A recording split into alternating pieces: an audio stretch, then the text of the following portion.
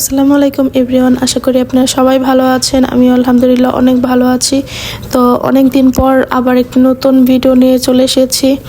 আসলে এতদিন অনেক ব্যস্ততার কারণে অনেক ভিডিও জমা পড়ে গিয়েছে, কিন্তু এখনও কোনো ভিডিও এডিট করতে পারিনি, আর ভয়েস ওভারও দিতে পারিনি। তাই ভাবছি এখনও ভিডিওগুলো কমপ্লিট করে আপলোড দিব। বলেন তাহলে এখন ভিডিওতে চলে আসি। তো আমি এখানে 1 পাউন্ড ভ্যানিলা ফ্লেভার কেক বানাচ্ছিলাম। আর হ্যাঁ, এটা কিন্তু আমি আমার বাসার জন্য বানিয়েছিলাম। আর অনেকে দেখছি যে বাসার জন্য কেক বানিয়ে সেটা আবার ফেসবুকে আপলোড দিচ্ছে।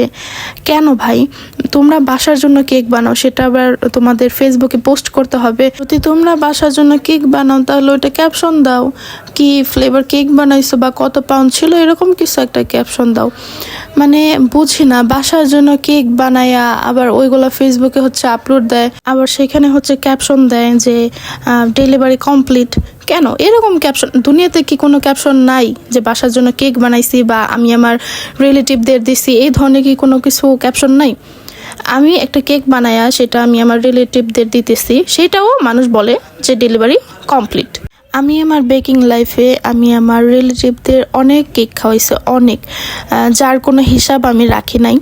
তো যাদের যে ওকেশন ছিল ওইভাবে আমি আমার ভিডিওগুলো পোস্ট করতাম বা ছবিগুলো আপলোড দিতাম। যেমন কারো বার্থডে থাকলে বার্থডে লেখে, বা কারো অ্যানিভার্সারি থাকলে যে আমার যে যা সম্পর্কে হয় ওইভাবে আমি পোস্ট করে দিতাম। যাই হোক, এখন ওই বিষয় নিয়ে কথা না বলি। আর এই কেকটা আমি আমার কাজিনের জন্য বানিয়েছিলাম, ওর বার্থডে ছিল, আর এটা জুন মাসের 30 তারিখে বানিয়েছিলাম আমি। আর এই কেকটা বানাতে প্রায় আমার রাত 1:40-45 মতো বেজে গিয়েছিল।